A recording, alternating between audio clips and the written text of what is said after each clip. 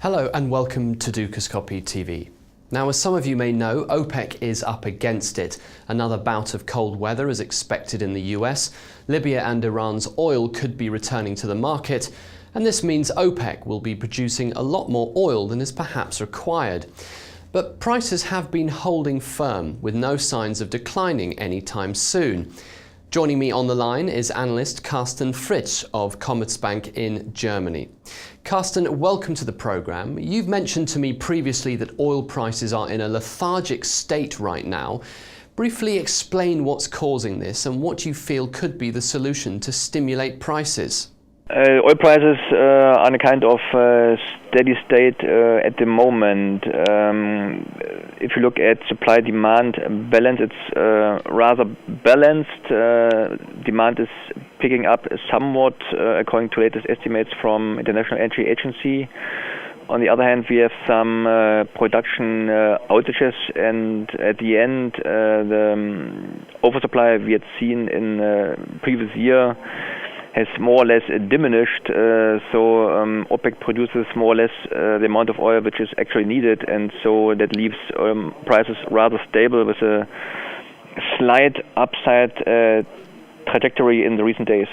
How close are we from seeing Libya and Iran return to the oil market, and what sort of impact will this have on the OPEC and the market in general?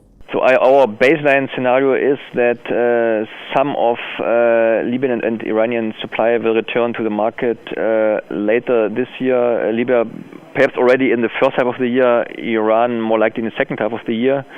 That depends on the outcome of the ongoing nuclear talks in Geneva. If sanctions will be lifted afterwards, then roughly 1 million barrels per day of Iranian oil could return to the market in the second half of the year.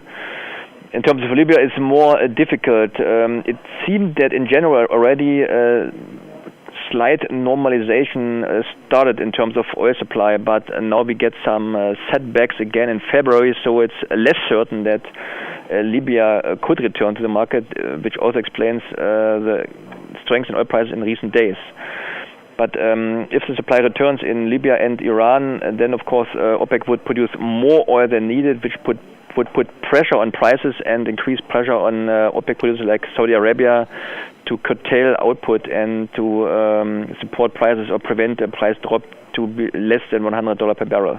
Oil stocks are at some of the lowest levels in years in both the US and Europe. Why is this, and could this lead to more outages in the mid to long term?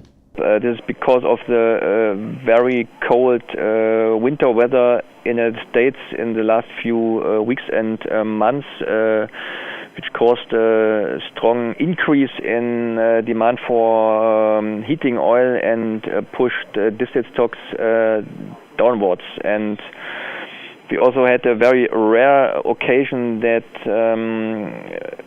Western Europe exported some of its gas oil to the United States, to the East Coast, where stocks are particularly low, and it's also caused gas stocks in Western Europe to decline to levels well below the 5-year average. So that, of course, lends support to oil prices and could cause refineries to produce less maintenance work in the spring, and could lead to a stronger than usual crude processing during this weak demand period. Finally, you say OPEC could be forced to increase its supply of oil, which will outstrip demand.